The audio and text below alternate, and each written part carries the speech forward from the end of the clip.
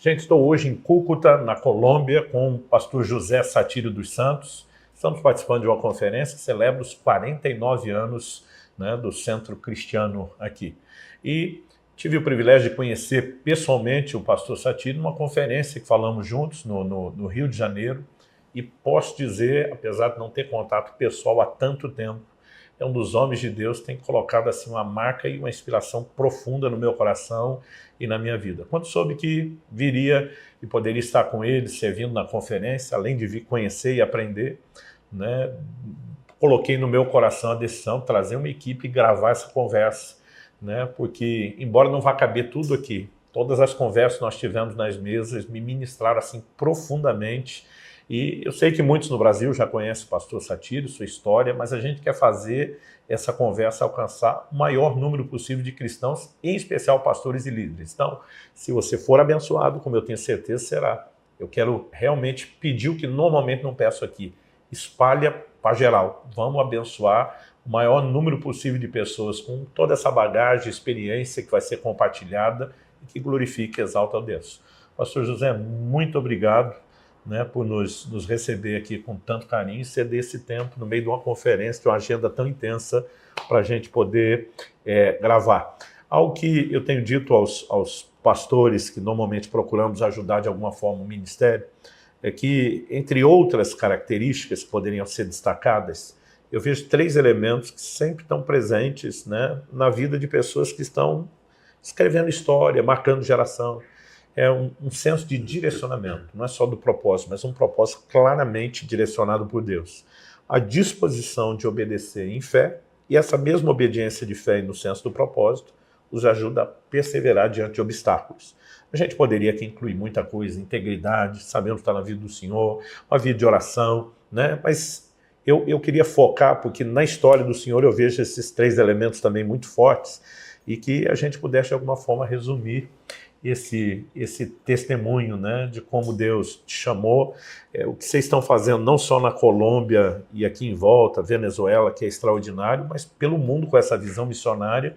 Tudo isso começou da disposição de seguir com obediência o que Deus tinha, né? Então, queria que o senhor pudesse contar mais uma vez essa história, que o senhor incansavelmente, né, segue compartilhando, e o que me chama a atenção é que isso ainda emociona o senhor e a gente. É difícil a gente ouvir essas histórias e não chorar, né? Então, Deus seja louvado, e queria que o senhor pudesse, né, falar. O senhor pode começar em Maceió, se quiser, já lá em São Paulo, né, o momento que o senhor achar, né, que cabe, e a gente compartilhar essa história, em primeiro lugar, de como Deus trouxe o senhor para a Colômbia, né? E na ordem que o senhor quiser encaixar, como ele acendeu essa visão missionária tão linda. Primeiro, muito obrigado, pastor Luciano, de tomar o seu tempo e vir até nós, aqui na famosa cidade hoje da Esperança, Cúcuta. Da Esperança. Digo famosa porque nós falamos tanto dela que a impressão é sempre vê-la melhor.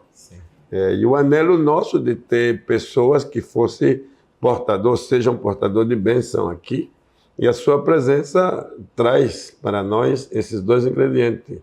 A presença de um homem de Deus e também um portador de uma palavra tão clara como a que está na sua boca e no seu ministério.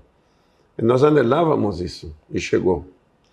Por outro lado, que a expressão do ministério que a pessoa do pastor Luciano e toda a sua equipe representa para nós. É um prazer tê-lo aqui. E essa intenção de querer não só conhecer a obra, também ouvir sobre a origem da obra, não é? E como a gente pode responder ao Deus que dá visão, ao Deus que chama, ao Deus que envia. Para mim tem um grande valor. Assim que com todo prazer vamos procurar, não é? Dizer aquilo que o Espírito Santo também nos permita, porque algumas coisas às vezes não. Não é? Mas vamos começar por Maceió. Okay. Primeiro, para todos os que estão acompanhando esta gravação, dizer que eu sou brasileiro, né? Você brasileiro, família brasileira, ministros brasileiros, igrejas brasileiras. Entendo que essa gravação vai chegar a milhares de pessoas, e todos que participem, saiba que é um paisano seu, né, que está falando. Só que, aos meus 13 anos, na minha terrinha de Maceió, o Senhor Jesus, em sua misericórdia, me deu uma experiência muito marcante, porque eu sou filho de um padeiro. Papai é padeiro, era um dono de uma pequena padaria artesanal no bairro de Trapiche da Barra, em Maceió.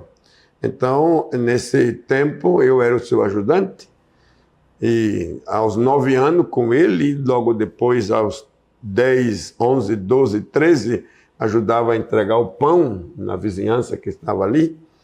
E um dia desse trabalho, já de regresso, pela beira da praia, entre o que é a chamada famosa praia do Trapiche, caminhando de volta para casa, eu parei para olhar o mar. E vendo o mar, né, toda a sua extensão, presto atenção que há marcas das ondas do mar que chega, para e volta. E olho, e estava em maré baixa, né, baixando. E eu perguntei, se Deus põe limite para o mar, também põe limite para os homens. E se Deus dirige as águas do mar, também Deus dirige os homens. Perguntou no coração. Não, falando. Eu estava falando, eu com eu mesmo, né? Então, quando essa pergunta, assim, olhei para mim, os pés descalços, que eu levava o carrinho para empurrando com os pão, já estava vazio, regressava. A camisa estava no caixãozinho, a alpargata estava no caixãozinho, a calça era curta e eu estava só de camiseta. Vinha pela praia porque era fresco. A areia estava molhada e a gente gostava de vir por aí. Então, quando eu faço essa pausa e olhando para mim, eu digo, essa é a minha herança? Ser filho de um padeiro e ser padeiro? Quando eu perguntei assim, uma resposta imediata, a voz não foi para o externa, senão foi interna. Não, você será o que você quiser ser em mim. Então essa expressão me estremeceu. Aí começou a vir textos bíblicos. O primeiro texto que veio foi o Salmo 37, verso 4 e 5. Deleita-te a si mesmo no Senhor. Deleita-te a si mesmo no Senhor, e Ele concederá a petição do teu coração. Encomenda ao Senhor o teu caminho, e Ele fará. E logo outro texto, assim, em cima do outro. Provérbio 16, 3. Encomenda ao Senhor as tuas obras, e os teus pensamentos serão afirmados. Jeremias 29, 11, assim, um atrás do outro. Eu penso bem de ti. Meus pensamentos são de paz, para dar a ti o fim que esperais. Então, frente a isso, eu me quebrantei muito e passei um tempo ali, surpreendido pelaquela resposta e aquela experiência sobrenatural. Uma vez que eu pude controlar aquela emoção imediata, então eu disse ao Senhor, eu quero ser um homem sem fronteira. Não sinto que eu sou padeiro. Eu quero ser um homem sem fronteiras e ser uma voz, um instrumento da vida testemunial de Cristo. Quando eu termino de fazer essa oração assim, olhei para a minha esquerda e estava a marca das rodas do carrinho que eu empurrava, e entre as duas, a marca dos meus passos. E olhando para lá, a voz, outra vez, esse é o teu passado. E eu me assombro com essa expressão, e olho para a direita, e está a praia limpa. E a voz outra vez diz, esse é o teu futuro. Aleluia. Sim. Então aí começa outra vez a minha emoção, meu quebranto, porque eu entendi que tinha encontrado o meu futuro. E foi muito forte. Voltar a casa, a mamãe me viu e disse: o que foi? O que aconteceu? Ela já sabia. Eu disse: não aconteceu nada. Estou chegando. Não, alguma coisa aconteceu com você. O que foi? Aí eu contei para ela: mãe, eu encontrei o meu futuro. Eu não sou padeiro. Se assombrou.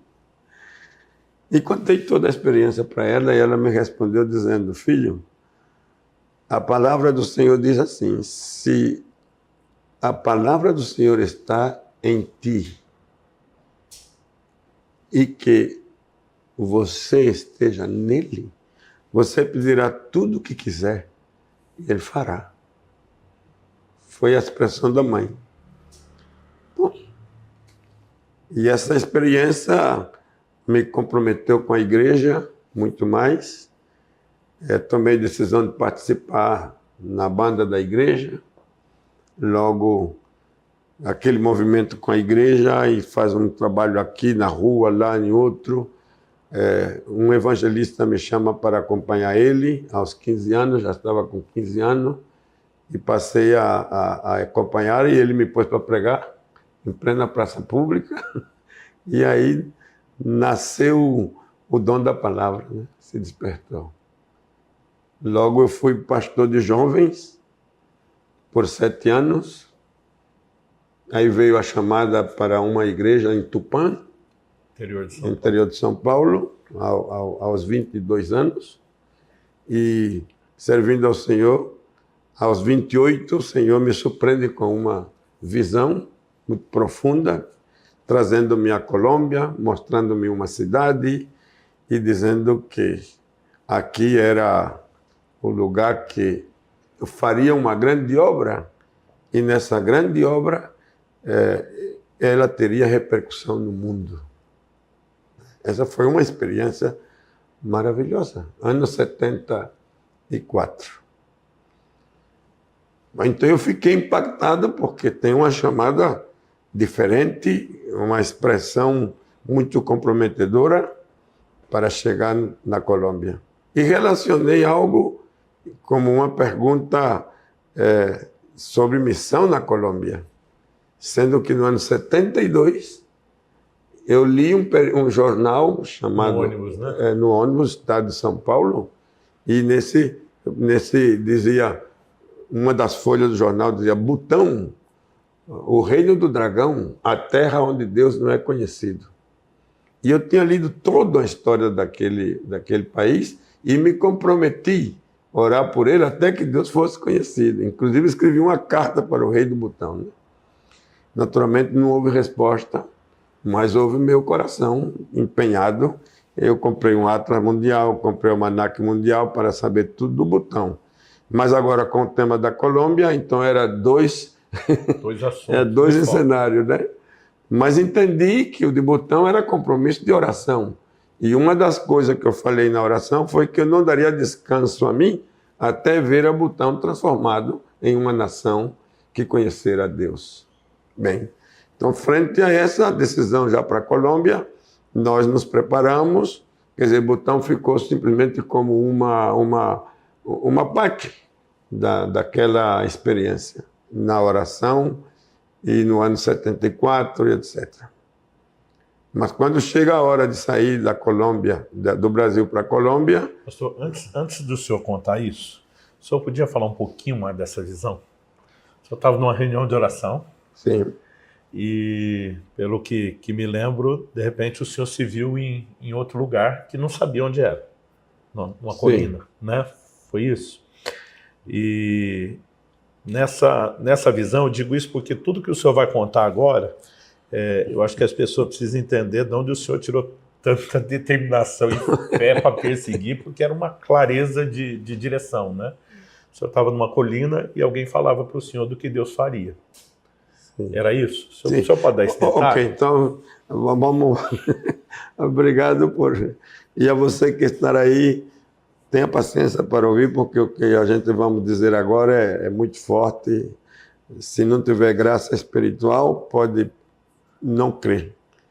E eu gostaria que crescem, porque a não crer é difícil, né? Para quem não crê. Terminei um culto na igreja. Vamos para casa. Despedimos o pessoal. E logo, naí preparar as crianças para dormir. Eu fico terminando algumas coisas e vou ao meu tempo de oração. Quando eu estou no meu tempo de oração, aí eu sinto que uma mão me toca. E eu fui tirado do lugar onde eu estava e me encontrei em outro. E o outro lugar era como uma montanha, um cerro rodeando a cidade. E a terra estava aplanada, como trabalhada por máquina para construir uma urbanização. E quando eu chego aí, as 6 pessoas que estão agachadas, olhando para a terra e conversando. Quando eu me paro, eles olham para mim, os 6, e ficam de pé.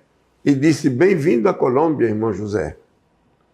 E um deles sai e vem assim a mim. A distância onde eu estou deles é aproximadamente de uns 4 metros. Então se aproxima assim a mim e olha para mim. O interessante disso, Luciano, é que eu vi o rosto e eu tenho o rosto dele gravado. Já lembro. Ando buscando ele. Em algum momento pode ocorrer. Né? Então, aquele rosto, e falou comigo, disse, fez bem em vir. Aqui há uma obra grande para você fazer e terá repercussão no mundo. Acompanhe-me. Então ele saiu e me levou como uns 300 metros. Os 5 eu não voltei a ver. Okay. Mas ele me acompanhou. Então, quando chegamos a uns 300 metros na frente, aí está o vale com a cidade embaixo. E a ver a cidade, ele apontou com a mão, desde a parte sul da cidade até o norte. E disse, aqui, repetiu, você fará uma grande obra e ela terá repercussão no mundo. Acompanhe-me. E desceu, e eu desci com ele, foi como, na imaginação daquilo, era como 20 minutos. Até chegar numa casa, a pé. A pé, andando. Sim. Quando chegamos na casa, ele entrou como se a casa fosse dele. E a entrar na casa, foi direto para a sala de jantar, se sentou, dando as costas para a parede, e eu me sentei de frente a ele. A mesa foi servida por uma moça, bem, ela trouxe pão, queijo, manteiga, café com leite. Aí ele orou e disse para mim, comamos. E quando começamos a comer, na parede que estava às costas dele, detrás dele, se abriu um pergaminho. Eu vi aquele rolo abrir e letras que dizia, ó Deus, eu vi-o na terra feliz. Eu fico me olhando, né? A moça vem, sorri para mim e disse, o senhor entende? Eu digo, não tudo. Ela falou em português. Falou em português. Eu digo, não tudo. Ela disse em português, ó Deus, eu vi uma terra feliz, Colômbia. E ela que falou Colômbia, não estava escrito. Sim, não. Colômbia. Então eu me sinto que eu estou de joelho, que eu estou no mesmo lugar. Então eu digo, o que foi que aconteceu? Estou dormindo na oração e estou sonhando com missões.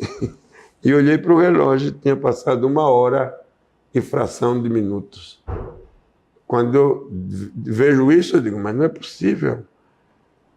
Aí sinto que tem um fragmento de pão e do queijo que estava comendo com o sabor do café com leite na boca. Na boca. Aí eu rejeito isso. Digo, não, aqui não. Não, eu não saí daqui. Eu lavei a boca.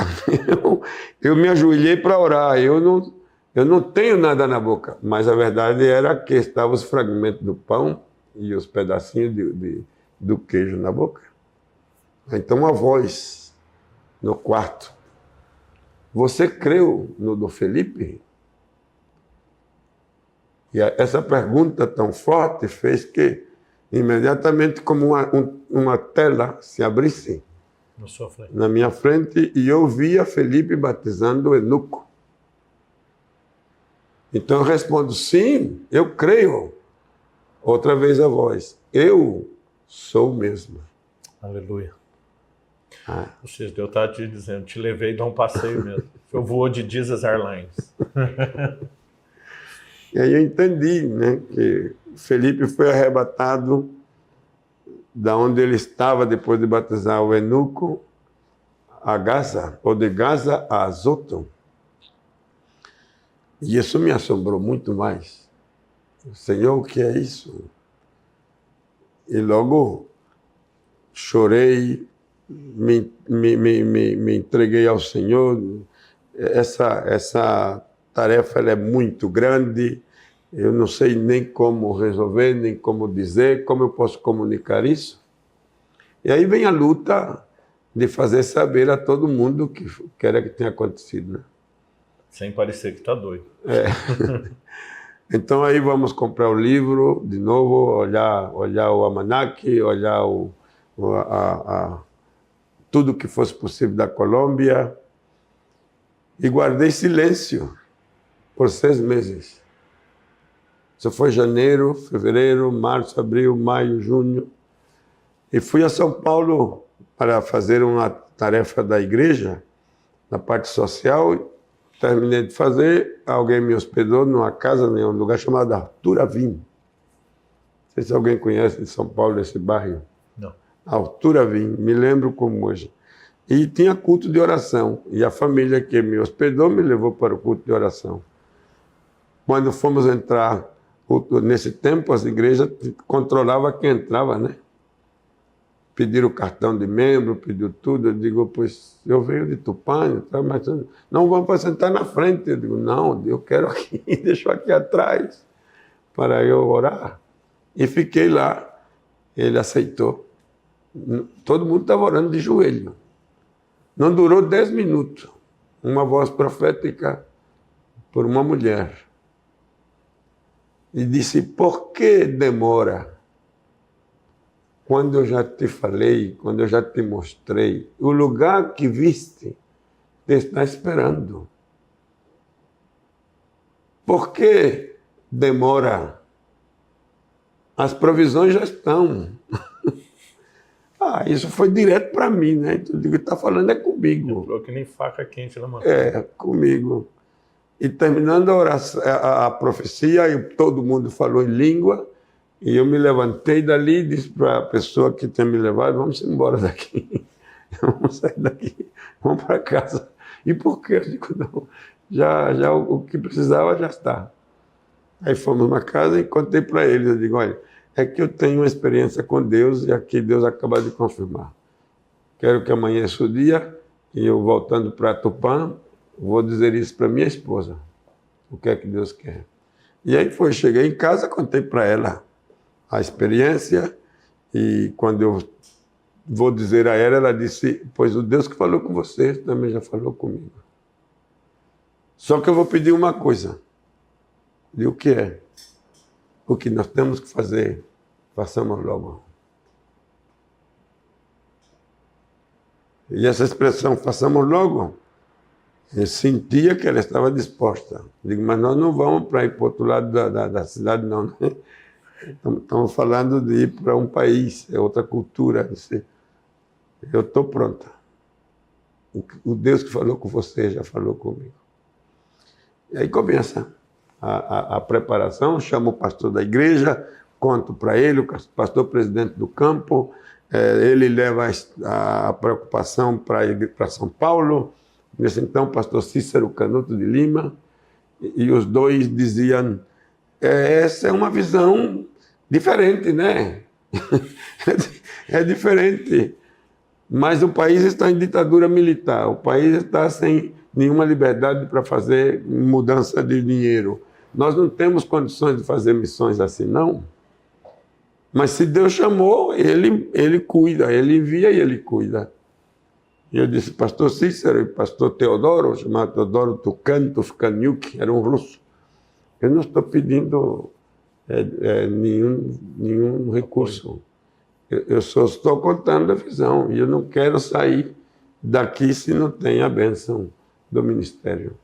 E a resposta foi, pois a bênção você tem. Uma visão desse tamanho não pode ser reusada. Então me deram liberdade. E preparei o tempo, e em janeiro, um ano depois, comecei a viagem. Agora, como o senhor fez essa viagem? Porque hoje, 50 anos depois, a turma pensa em viajar de uma maneira completamente diferente. Não entende as limitações da época, falta de recurso, né? Então, isso, para mim, é algo que me emociona demais, a disposição do senhor, né? Aí hay uma série de situações que aconteceu. Primeiro, era como chegar na Colômbia sem recurso para transporte, porque não podia ter viagem aérea, tudo era muito, enquanto a recurso, muito pouco. Então eu fui na rodoviária a perguntar às companhias de transporte que se aproximava de Manaus, porque eu já tinha olhado o mapa como era, e eles disseram, olha, não há transporte que leve você a Manaus, e de Manaus para onde você quer ir, já é barco ou avião, se existe. O que nós temos é uma viagem segura até Cuiabá. E daí para frente você entra no campo da selva, que era a Transamazônica, buscando a Transamazônica, mas é uma estrada que está em construção, vai encontrar muitos obstáculos, às vezes há transporte que conecta, outras vezes não, tem que esperar. É bastante traumático, mas é a única forma de ir. Aí eu senti paz de tomar essa decisão e preparamos as coisas. A igreja, o pastor Cícero, o pastor Teodoro abriu as portas para eu pregar nas congregações, levantaram oferta para me ajudar e assim iniciamos a viagem. E cruzamos a selva em 43 dias. A partir de Cuiabá. A partir de Cuiabá. Atravessaram a pé. É praticamente um a pé tomando o que existia, não é? Uhum. Era transporte de caminhão, era balsa, era... E aos poucos? Aos poucos. Até... O senhor, Anaíra e 3 filhos? E 3 filhos. Que idade eles tinham? 7, 4 e 2? 7, 4 e 2. Sim. E foram 43 dias. Sim. 43 dias de experiência. Sem malária, sem nada disso? Milagre. Milagre. Porque na selva o perigo maior não é o que a gente pensa dos animais que estão ali. Ao contrário, os animais sentem que o humano está perto e eles fogem. Assim, não somos ameaça para eles, eles não ameaçam a pessoa. Mas sim os mosquitos.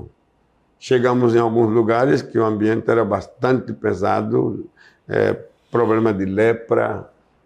Uma cidadezinha que hoje melhorou muito, que é Humaitá. Em Humaitá nós estamos frente do rio Madeira. E aí, para cruzar o outro lado, precisava balsa. E a chuva tinha sido muito grande, o rio estava muito alto, e não passava as balsas porque o rio traz madeira, traz troncos, não é? E tínhamos que ficar ali por um par de dias. Então começo a caminhar na cidade, fui até na beira do rio para saber como era, e vejo pessoas leprosas, né? Aí eu digo, onde é que eu estou? E não uma, duas, ou mais. Eu digo, meu Deus! Quando eu volto para o lugar que tínhamos tomado para hospedar, que era uma casinha com um quarto, eu disse para a Anaí, olha, nós estamos num lugar perigoso. Contei para ela o que estava vendo. E ela disse, e agora? Digo, não, só a mão do Senhor.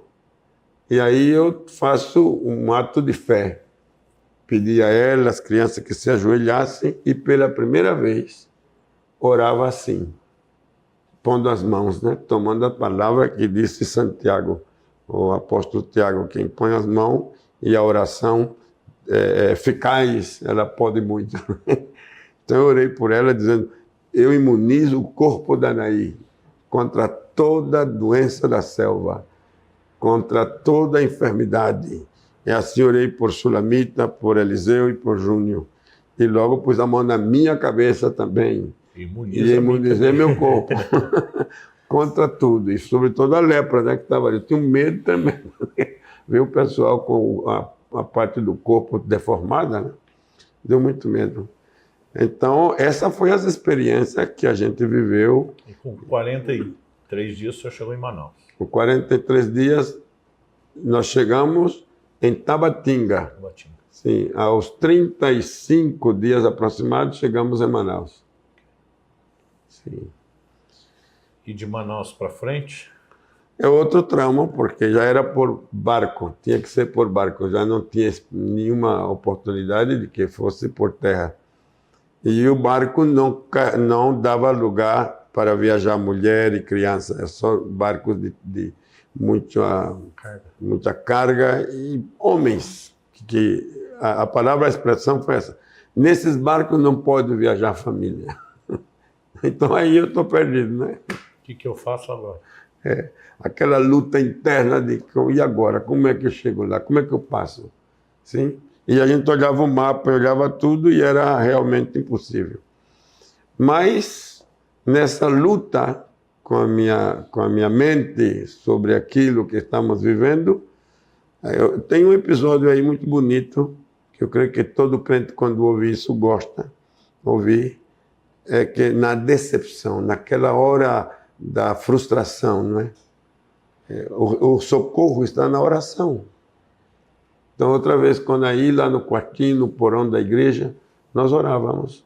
E começou a chegar gente para a igreja e eu pensei que tinha culto. Saí, perguntei, disseram, não, é o coral que vai ensaiar.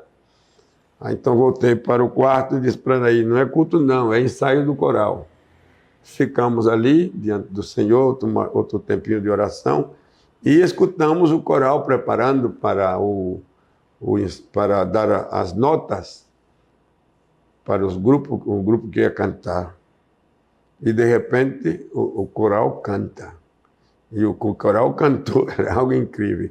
Vivo por fé no meu Salvador, não temerei, é fiel meu Senhor.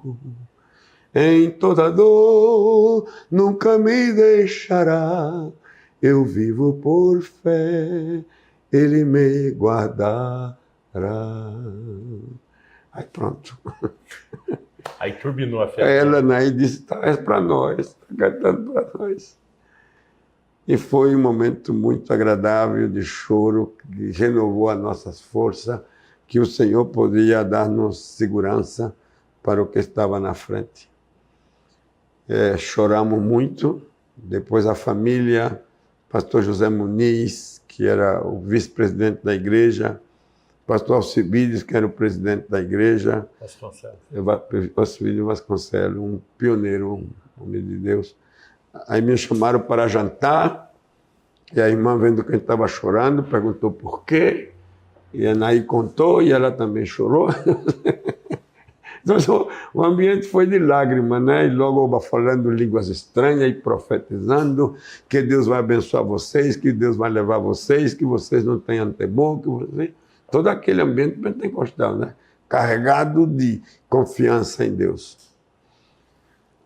Jantamos, depois passou a noite e amanhecendo o dia e vem a grande resposta. Uma pessoa lá no portão da igreja de Manaus, eu sei que se alguém me está ouvindo de Manaus, sabe como era a igreja, a Assembleia de Deus de Manaus, né? Você parando frente a ela, na parte direita, estava o corredorzão com o portão. Alguém lá naquele portão gritou, "Ô missionário que vai para a Colômbia! Ô missionário que vai para a Colômbia!" Eu disse, quem vai para a Colômbia sou eu. Vai comigo. Aí eu saí, né? A ordem, as suas ordens. E fui para lá. Ele disse, o senhor é o missionário que vai para a Colômbia? Eu digo, sim. Olhe, vá para o aeroporto, presente-se no comando da aeronáutica. Lá o comandante, o tenente Antônio, ele quer falar com o senhor. Eu digo, mas eu não sei chegar no aeroporto. Onde é que está o aeroporto? O aeroporto está longe, tem que tomar o... Mas se você estiver pronto, eu levo. Está na motocicleta. Aí, pois não, voltei, me arrumei e fui com ele. Quando chego lá, o tenente, ele olha para mim e disse, eu ouvi o senhor dar testemunho na igreja, dizendo que o senhor vai para a Colômbia e que está esperando o barco, mas eu tenho algo para contar para o senhor. Sim, senhor, pois não. Disse, ontem à noite chegou um telegrama de Brasília, dizendo que está despachado um avião com soldado, ele vai parar em Rio Branco, depois chega em Manaus e segue para Tabatinga, que é o seu destino. Vocês são quantos? Tabatinga era divisa. Tabatinga é Brasil, mas é a divisa com a Colômbia. Letícia. É Letícia. Aí eu disse, somos 5. Pois não, tem os nomes.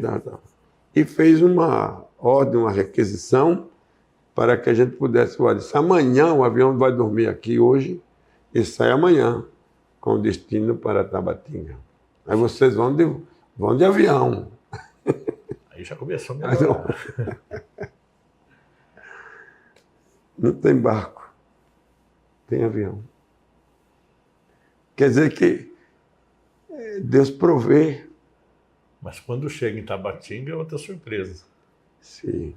Mas aí eu faço uma pausa aqui porque, Luciano, o trauma de não ter a possibilidade da viagem em barco e aquela situação, e logo o que passou na oração com o coral, se juntou tudo, né? Como é que uma coisa... São 24 horas depois. O senhor tem de avião? Eu estou pronto para viajar. E outra provisão. Então, essas coisas marcou muito a minha vida, a vida da Anaí. É que viver em fé e por fé é muito mais daquilo que a gente, às vezes, não é acostumado, né? Então, quando nós chegamos em Tabatinga, Tabatinga era somente uma base. Uma base, estava a aeronáutica, estava o exército, estava a marinha, porque é toda uma zona de fronteira com muitos rios. Está o rio Solimões, que vem descendo, por outro lado vem o rio, outro rio que vem desde em cima do Peru, também vem, e é muita água. Esse ambiente selvático, plenamente selvático. E não tinha cidade, era caserias. Porém, no outro lado estava a cidade da Letícia, que já era a Colômbia. Mas quando o avião aterriza em Tabatinga, depois de 3 horas e meia de voo, desce todos os soldados, por último descemos nós, eu desço com as crianças, com a Anaí, e lá na frente está outra pessoa fardada, porém do exército, e tem as mãos assim para trás, está nos olhando descer, e quando tocamos terra, ele perguntou, o missionário?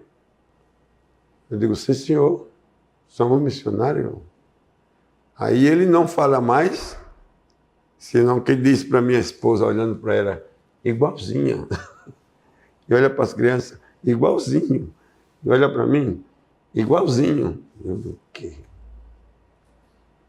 E os olhos dele se enchem de lágrimas. Ele disse, à noite, o Senhor me mostrou vocês chegando. Eu sou o capitão e estou aqui no comando desse grupo. Sou um filho de Deus. Deus me mandou para preparar minha casa para receber vocês. E quando ele está falando igualzinho, é porque ele realmente viu vocês. Aí depois ele nos explicou que foi que ele viu um sonho, uma visão, que nós chegávamos, que a ordem do Senhor era receba-os e atenda-os. E nos hospedou na sua casa 3 Então dias. não foi o tenente de Manaus que avisou ele. Foi a Não, alta porque cúpula celestial. nem se conhecem. É. Eles nem se conhecem. Uau. Eles nem se conhecem. Então isso nos acentuou mais ainda. Deus tem cuidado de nós, né? Amém. Ele acompanha, Então me lembrei muito, e depois conversando com eles em família, da palavra de Mateus 28, quando disse, ide predique, ide ensine, faça. Depois Marcos, ele vai convosco todos os dias, até o fim. Então nós estávamos plenamente conscientes, mas faltava outro capítulo. Agora, como sair daqui? E chegar na Colômbia. O senhor chegou na divisa. E ele, sabendo qual era a nossa missão e destino, entrou em contato com a base da Colômbia e nos pediu por um voo que 3 dias depois nos levou de Letícia a Bogotá. Então, de novo voando agora. Voando. Então a viagem foi uma viagem cheia de experiência, né? Mas quando chega em Bogotá, o senhor procura os irmãos da igreja e ficou uns dias ali ainda antes de entender o próximo capítulo. Sim, quando chega em Bogotá, eu levava a intenção de me apresentar à igreja de Assembleia de Deus em Colômbia. E procurei informação, me fui até a sede do concílio e me apresentei. E eles, gentilmente, assombrados também com a minha história, com aquela experiência, e me disseram, olha, os missionários que vêm aqui são americanos. Um dia... Eles vêm com tudo. E vocês, como vêm sem recurso, como vai fazer missão aqui? Aí eu lhe disse, o Senhor nos mandou, né? Ele que vai prover o recurso. Aí um dos pastores que estava ali disseram, vamos conseguir um lugar para você se hospedar e aconselho que vá na migração e presente, que vocês não vêm de turista, vêm para ficar. Deve ir lá. Então eu fiz essa diligência. Quando eu cheguei lá na parte da imigração, a moça que me escutou, ela disse, o governo da Colômbia não está interessado em religiosos no país. O senhor tem uma visa de turista por 90 dias. Quando termina essa visa, você tem que sair do país. Se não sai, fica indocumentado. E se a lei lhe surpreende como indocumentado, ele vai deportar. E isso é feio, isso é ruim. Isso. Então me despachou assim, né? Mas naquela luta, outra vez, aquela angústia entra de imediato, a voz do Senhor dentro de mim. Não temas, eu estou contigo. Uma voz, e a gente aceita a voz pensando que a gente mesmo está falando com a gente, né? É muito simples. É eu falando com eu, né? Comigo mesmo. Então, saí daí outra vez com aquela aflição, fui até na casa onde estávamos hospedados, contei para Anaí, nós estamos frente a essa situação de novo, e agora é assim, e o que mais vamos fazer? Orar. Seguimos orando. Era como 1h30 da tarde, dobrei meu joelho e orei até 7, 8, 9 da noite. Sim. E ela atendia as crianças, depois voltava... Estamos falando de orar 5 minutos. Não. Os pentecostais de antigamente usavam a expressão orar até chegar lá. E aí uma coisa aqui no tema da oração, Luciano, que é que chega um momento que você já não tem argumento. Quem mais vai dizer? Já falou tudo. Toda queixa foi exposta, toda necessidade ele sabe. O que é que a gente mais pode dizer? Então ela se cansa, se levanta e ela se deita com as Anaí. crianças, Anaí, e eu fico em oração, também me canso, e digo a Deus, eu entendi Mas que... mesmo que tivesse assunto da uma até essa hora, dá para cansar qualquer um. Eu entendi que eu estou caminhando na tua vontade, estou cumprindo a visão que me deste. Se em alguma coisa eu me equivoco e estou fazendo mal, não me permita voltar para o Brasil para ser vergonha para a obra missionária. Eu contei tudo que tu me mostraste.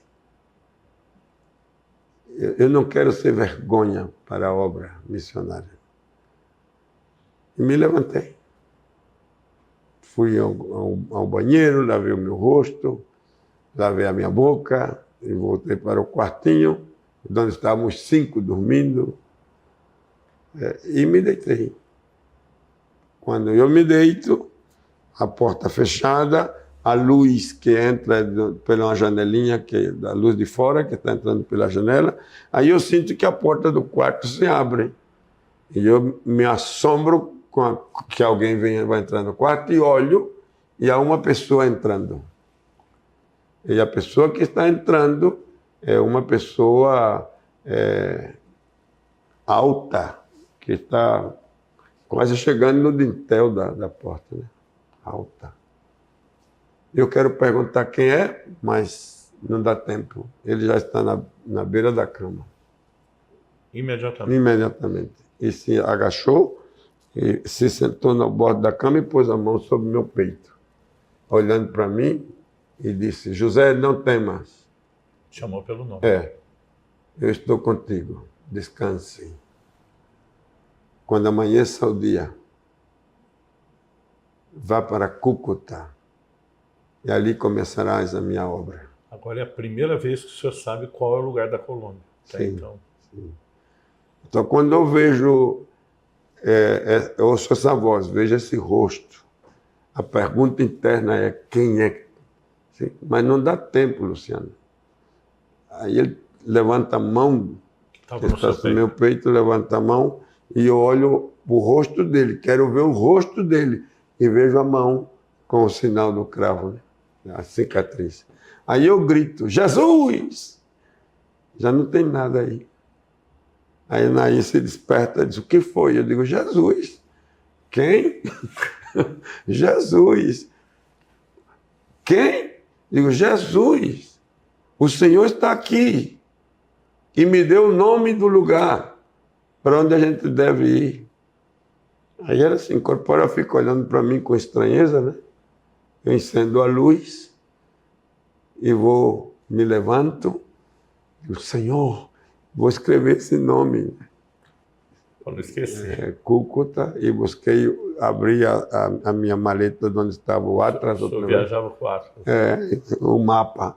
Agora eu tenho um mapa desse tamanho a localizar a cidade. E agora o senhor volta para a imigração. Aí volto para a cama. Primeiro para a cama. No dia seguinte acordou valente. Mas pense bem, quem pode dormir depois disso aí? Eu vi a Jesus. Eu vi a Jesus. Há alguém mortal que possa ter visto a Jesus ressuscitado? Então, nessa pergunta vem, quantas vezes ele se apresentou assim? E a voz, não temas, eu estou contigo, era a mesma voz quando eu estava lá com a moça. Então, por que eu não criei na primeira vez? Por quê? Então, eu entendo que me deu vergonha. A nossa natureza ela é tão baixa que não aceitamos que Ele está dentro e Ele fala dentro e que a voz dele adentro é muito mais íntima que a voz afora. Então aí entro eu numa situação de revisão interna, né? que tão preparados estamos para seguir vendo e poder conversar com Ele, já não no mundo externo, senão interno. Se somos casa e templo do seu Espírito, por que não ouvi-lo internamente?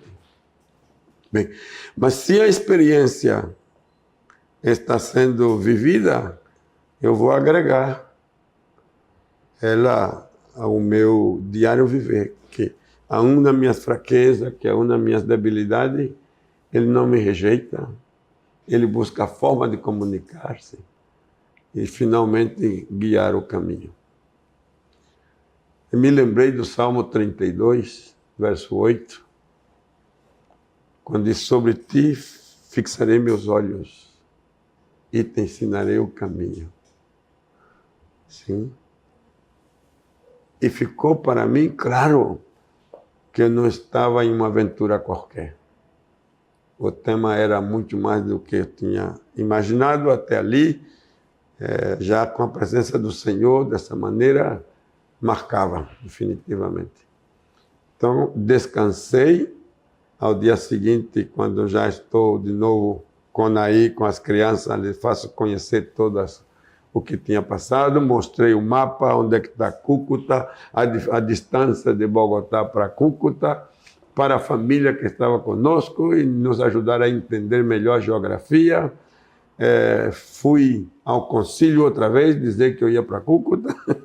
Eles disseram: o que vai fazer lá? Eu, vamos cumprir a missão, vamos cumprir a visão que o Senhor nos deu. E o tema da imigração, aí eles contei. Não é bom que vá sem falar com eles de novo. Falei: mas é que a moça, ela falou assim, mas voltem. Aí eu voltei e, sim, quando ela me viu, ela disse: o que é que o senhor necessita? Eu não venho informar que eu estou saindo de Bogotá, eu vou para Cúcuta. Muito bom, disse. Cúcuta é fronteira com a Venezuela. É fronteira. Se vocês não saírem do país antes, aí pode passar para a Venezuela e sai do visto de turista, não é? E me deu as costas e foi caminhando para o escritório. Quando chegou no escritório dela, na mesa dela, tomou um cartão e disse: mas eu vou dar uma direção para você chegar no consulado da Colômbia em Santo Antônio de Táchira, em Venezuela. Direção e endereço. Né? Então ela me deu o nome da cônsul, o endereço do consulado e o telefone. Mas me deu num cartão do Ministério de Relações Exteriores. Eu agradeci a ela e foi a nossa viagem. Dia 18 de abril, chegamos em Cúcuta, de 75. Já estamos na terra. Ano que vem, 50 anos. 50 anos. Estamos aqui cumprindo a tarefa que o Senhor nos entregou. E algo que eu acho fantástico, primeiro é como esse cartão acabou sendo útil, tudo que Deus fez depois, mas eu queria que o senhor falasse para eles onde é que o senhor foi morar. Quando chegou em Cúcuta. Ficamos hospedados, Luciano, num lugar que era hospedagem, dessas casas que tem nas cidades que são de fronteira, tem muitas casinhas de hospedagem. E foi o lugar que nos aceitou para estar com a família. E ficamos 6 dias aí. E durante todos os dias eu saía para recorrer à cidade, e conhecê-la e buscar casa para viver. No 6º dia, eu cheguei em um bairro e conheci o bairro. Digo: eu estou repetindo. É como se eu estivesse repetindo. E de repente, estou numa esquina, tem uma casa, e eu digo: eu já estou repetindo, essa aqui eu já passei, essa casa eu já vi. E tem uma nota: aluga. Em espanhol diz: arrenda-se essa casa. Eu fico olhando para a casa e vejo a sombra do sol que dá na casa e põe a sombra. Essa casa... Eu já vi. É a casa da visão. Aquela de quando o senhor estava orando. Sim.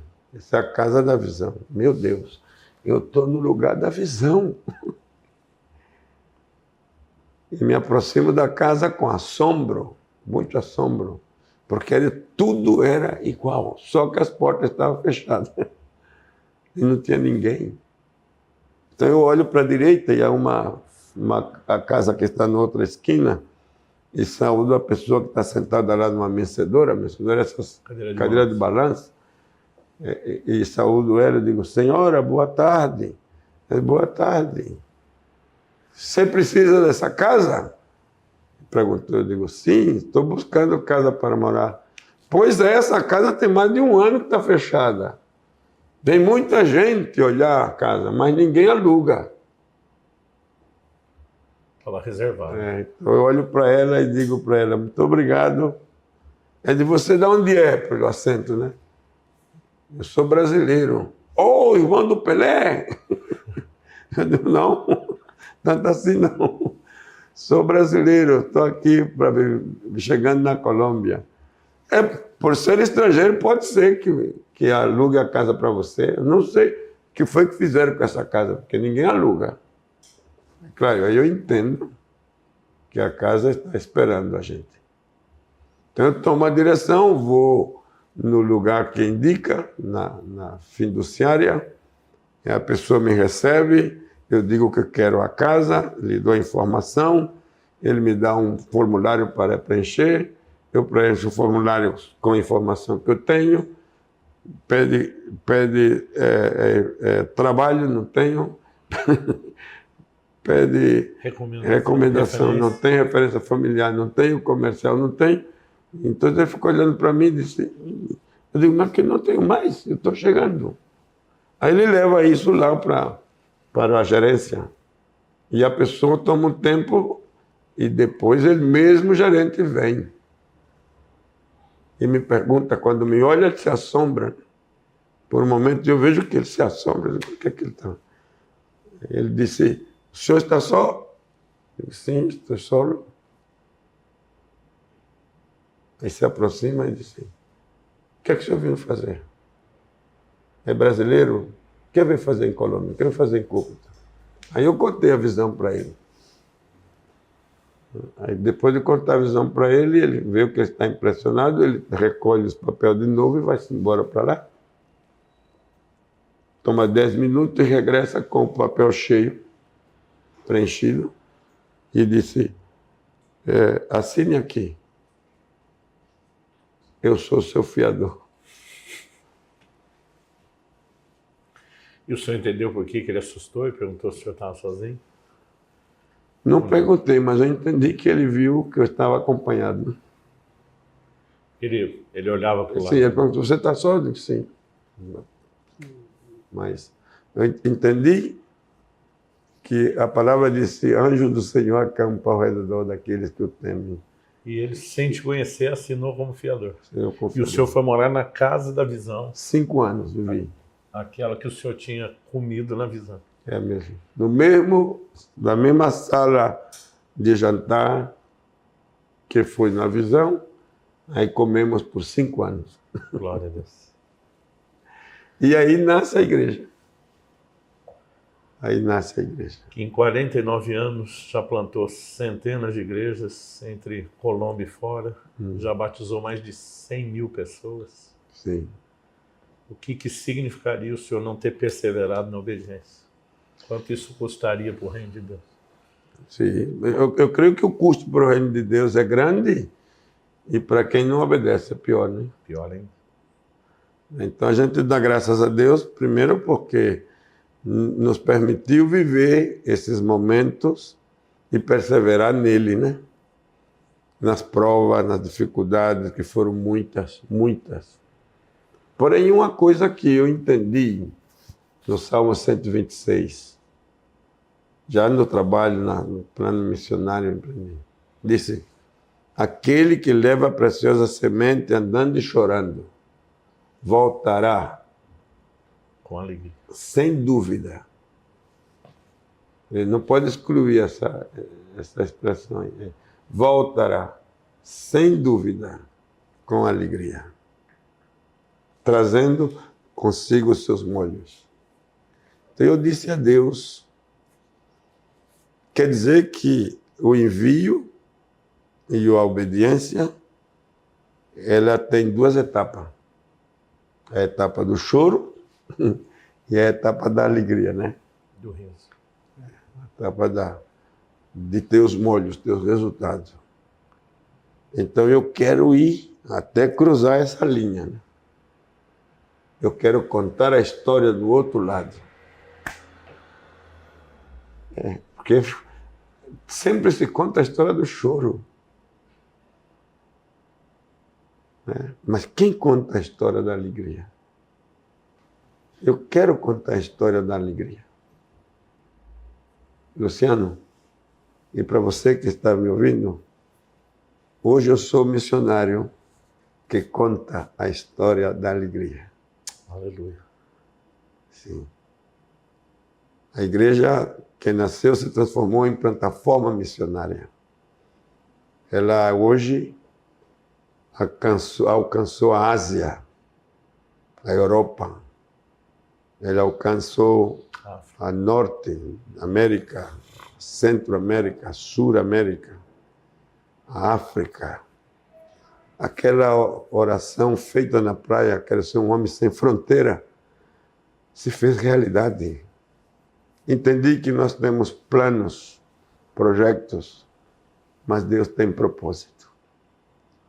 E quando a gente está disposto a permitir que seja o propósito que governe nossos sonhos, nossos anelos, tudo é diferente. Então, do outro lado, a história é melhor. Não é que a outra não serve, ela é parte. Mas eu peço a Deus todo o tempo, Senhor, dar aos missionários, aos pastores, a quem se atreve a crer, a que seja perseverante até cruzar a linha do choro.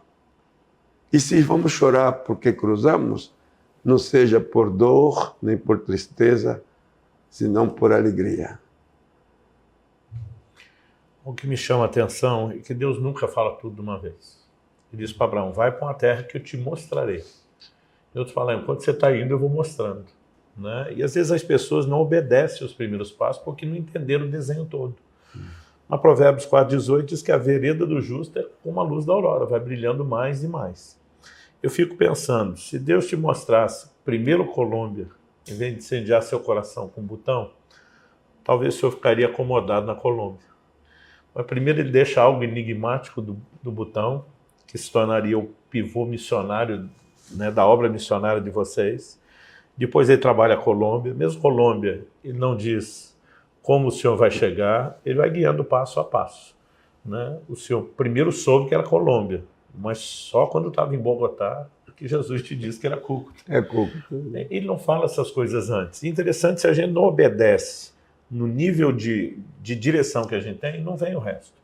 Quando Abraão ouve Deus e sai da terra, Deus diz, deixa a sua terra, a sua parentela. Ele leva o Ló. Eu não sei se por não ter filho, aquela coisa de vó adotar o menino que perdeu o pai, nós não sabemos qual a razão, mas parte da família vai junto. Eu acho interessante que enquanto Abraão não separou de Ló, Deus não mostrou mais nada. Né? A minha leitura disso, quando você não obedecer a primeira parte, tem mais nada para te mostrar. Né? E tem muita gente que eles estão parando porque assim, Deus não mostrou tudo. Mas eu digo, ande na luz do que você tem, vá até esse limite. Quantas vezes o senhor chegou no limite e dizer agora, ou o senhor faz, ou o senhor fala, ou não tem que fazer. Então assim, eu quero encorajar os nossos irmãos que estão ouvindo até essa determinação de fé. A fé é teimosa, ela é perseverante, ela não pode simplesmente desistir e a gente precisa ir a cada nova estação até que Deus fale. Né? Mas concordo com o senhor, se a gente não enxergar esse limiar da alegria lá na frente, às vezes falta combustível para a perseverança, né? E a história é inspiradora, mas de repente o senhor estava construindo esse templo gigantesco aqui, com o desafio de um telhado sem coluna, que hoje, a tecnologia e preço de hoje já não é barato, eu fico imaginando para aquela época. E aí Deus mexe com o assunto do botão de novo. Podemos terminar com o botão? Sim, mas eu gostaria de ampliar Vamos. algo aqui, ou contextualizar essa parte que o pastor Luciano fala, que é a perseverança. No ano 83, 8 anos já estando aqui, eu recebi um pastor que me visitou, nos visitou do Brasil, pastor de renome, pastor Manuel Bezerra. E ele veio em nome do ministério de São Paulo, Belém, trazendo uma carta e um convite para que eu voltasse para São Paulo, para ocupar um cargo executivo. Quer dizer, nesse tempo era uma honra sem explicação nenhuma, né? Porque quem conhece a igreja do Belém sabe a força ministério que é. E para nós receber um convite com essa honra significava cessou o sofrimento, né? Cessou a luta, né? Estamos sendo premiados como missionários para voltar à nossa... Travessei a linha. Não é? Mas nesse momento que estamos com esse convite, com a carta na mão, a Anaí, minha esposa, ela olhou para o pastor e disse: Pastor Manuel, posso falar? Ele disse: pode, mamãe, pode, mamãe. Pastor, lá em São Paulo e no Brasil não tem outra pessoa que possa ocupar esse cargo sem ter necessidade de sacrificar a obra missionária? Aí ela olha para mim e disse: negro, quando nós saímos do Brasil para aqui foi porque Deus falou. E foi clara a voz de Deus, e foi clara a visão. Se Deus não fala para a gente voltar, não saiamos daqui. Aí o pastor olhou para ela com assombro, e eu mesmo estava com assombro, né? Porque nesse tempo ela ainda lavava roupa em gamela. Sabe o que é gamela?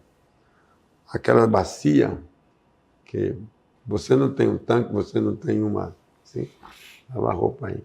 Nesse tempo, ela ainda trocava os lados do meu colarinho das camisas para render mais. Era. Nós estamos ainda saindo de cozinhar com fogão a querosene. Né? Para ela era a resposta. Quer dizer, se pensamos em sacrifício, em sofrimento, se eu podia experimentá-lo, ela estava experimentando o dobro, junto com as crianças e tudo. Né? Quando ela disse isso, aí tudo cai, né? Então nós definitivamente não temos razões para sair daqui. E a resposta foi não ao convite. E aí é onde eu pergunto, se não há perseverança, se não há discernimento, e aí entra o fator tempo. Se nós vivemos e entendemos que há um tempo kairos, há um tempo cronos e há um tempo aios, como entender que o meu tempo cronos e o meu tempo aios está sujeito ao tempo kairos? E quando é que se cumpre o tempo kairos na vida daquele no qual o seu tempo cronos está sujeito? Né? Então, essa decisão de dizer não era continuar. Aí é onde também eu digo a Deus: Senhor, a tua palavra diz que a obra terá repercussão no mundo. Acelera. Acelera os resultados. Eu quero mais, eu quero ver. Eu sei que eu vou estar aqui até que tu queiras, mas acelera. E então vem a construção do templo menor, a construção do templo maior, que você está fazendo referência. E quando já estamos pondo o teto, que já era muitas vitórias, comprar terreno, construir, e já era muita vitória. Ano 90, de 80, anos 90, 83, anos 90, são 7 anos, 90, 95, nós estamos pondo a cobertura.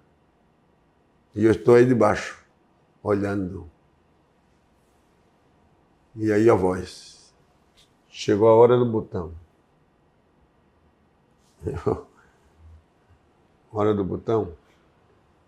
E eu saio de onde estou, vou lá tudo isso aqui era construção. Né? Aí eu venho para debaixo das lajes que estão aqui embaixo. Hora do botão. Eu entendo que Deus está falando comigo. E eu digo a Deus, se fosse a hora do botão agora, por que agora? Quando eu estou construindo, quando eu estou tudo está ocupado, tudo está ocupado. Energia financeira. Tudo. Então eu falo assim, né? Com Deus. Aí a voz do Senhor outra vez. Eu não amo ferro, eu não amo tijolo, não amo cimento, eu amo vida.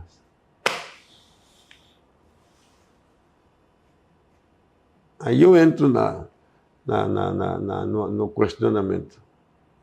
Eu sei que amo a vida, mas eu estou ganhando vida aqui. E se fosse o botão, por que não foi antes? A outra vez a resposta do Senhor é que construíste a plataforma missionária. É agora. Aí eu pergunto a Deus, e essa construção? A resposta, missão é a chave para os tesouros escondidos. Guarda essa, gente. Aí pronto. Chorar de novo e vamos. Então agora dizer à igreja, porque a igreja não sabia nada de botão. Botão foi 72, estamos em 95. Quantos anos passaram? 23.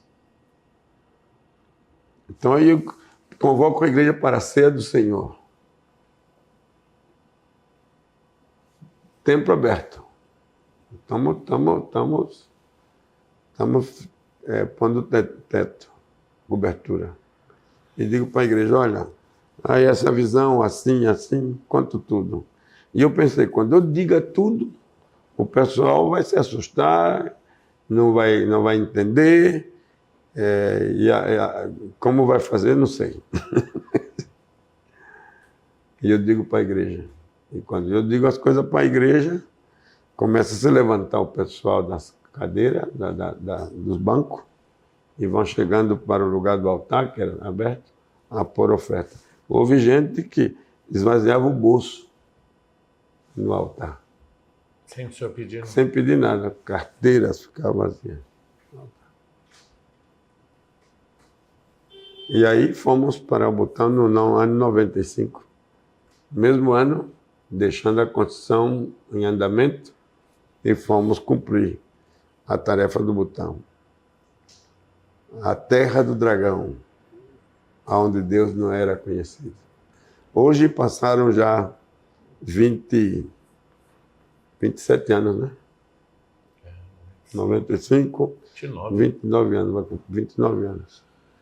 Aí mais de 150 igrejas nascidas. Não só no Butão. Entre Butão, Nepal e norte da Índia. E o seu guia turístico da viagem foi ganho para convertido. Bom crente. Glória a Deus. Gente, vamos perseverar em seguir ao Senhor, levar a chamada a sério, sabendo que é sobrenatural. Como Paulo diz, fiel o que vos chama, o qual também o fará. O livro de Hebreus diz que a gente precisa atentar para os líderes que pregaram a palavra de Deus e atentando para o fim da vida deles, imitar a fé que tiveram. Né? Eu fico feliz quando alguém fala, pastor, o senhor me inspira. Eu digo, ótimo que eu te inspiro até aqui. A inspiração só vai ser válida quando eu terminar. Né? Porque a gente tem como Paulo poder dizer, combati o bom combate, encerrei a carreira e guardei a fé. E é uma das mensagens, uma das bandeiras que a gente levanta no ministério, terminar bem. Integridade, fidelidade ao Senhor, serviço até o fim. né? E a gente sabe que o Senhor ainda tem muita lenha para queimar.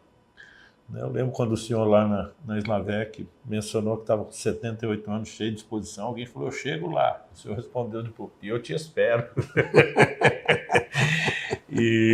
Mas é muito inspirador, pastor, estar aqui, ver isso de perto, ouvir tantos testemunhos de tantas frentes, né? Eu mencionei alguns números para as pessoas mensurarem, né? Deus usar como uma plataforma missionária uma igreja plantada no interior da Colômbia. Sim. Na divisa de fronteira. Não estamos nem falando dos recursos de uma cidade como Bogotá, outras tão grandes, porque a obra é sobrenatural, mas a gente tem que crer, temos que obedecer em fé e temos que perseverar.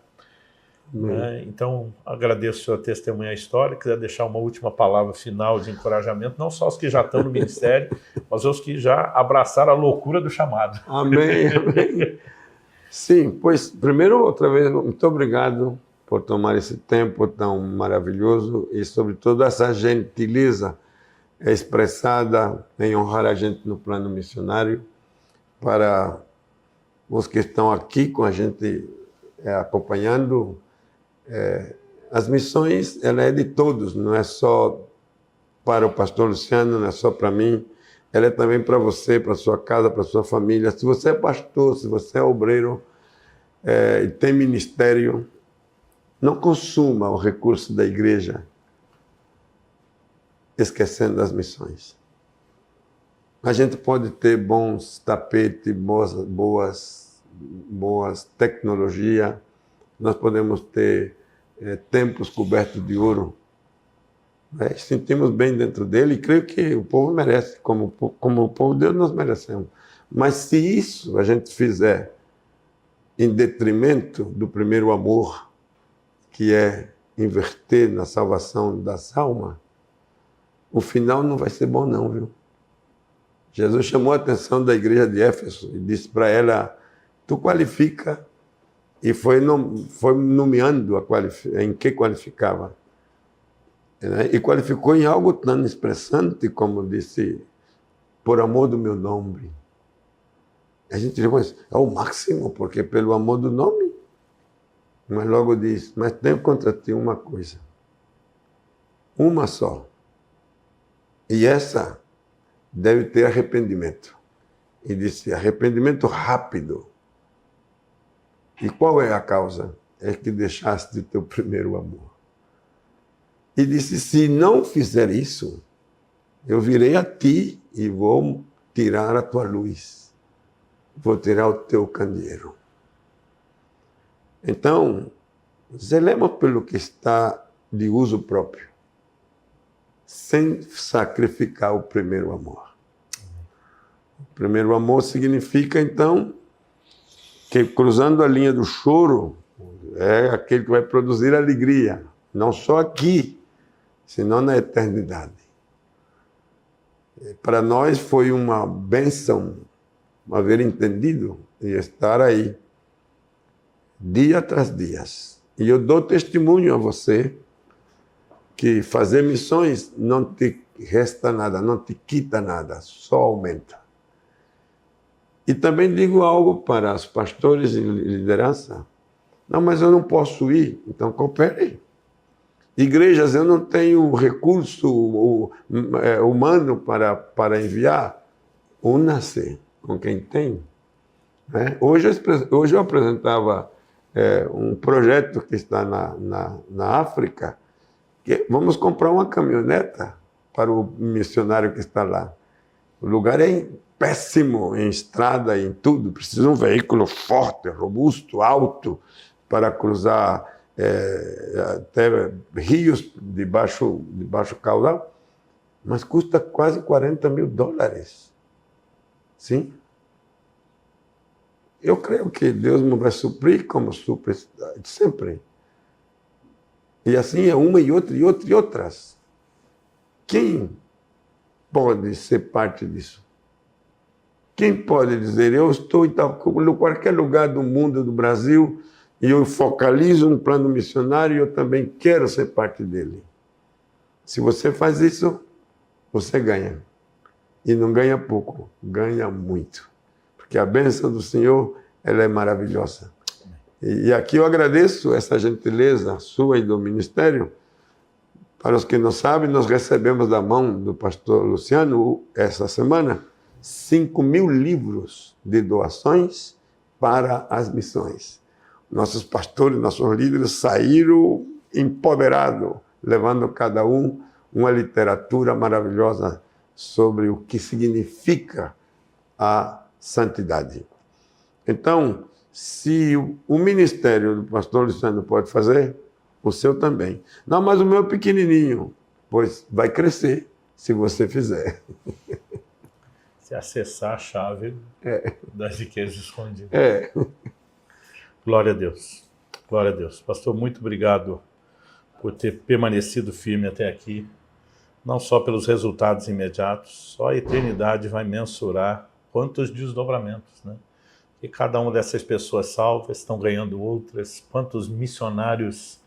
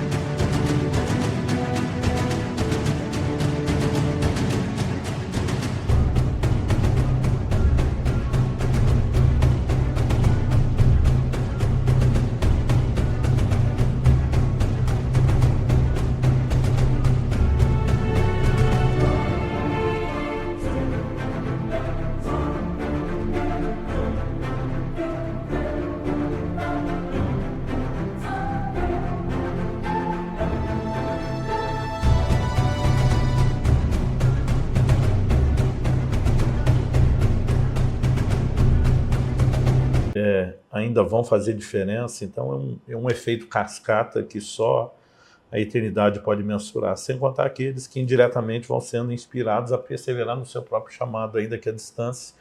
E acredito que por meio desse vídeo, muitos que o diabo está tentando desanimar através das circunstâncias, Deus vai trazer encorajamento para que eles se posicionem para confiar no Senhor de todo o coração. Obrigado por ser essa bênção ao corpo de Cristo. Se tivesse uma Unesco espiritual, tombaria o seu patrimônio do corpo de Cristo.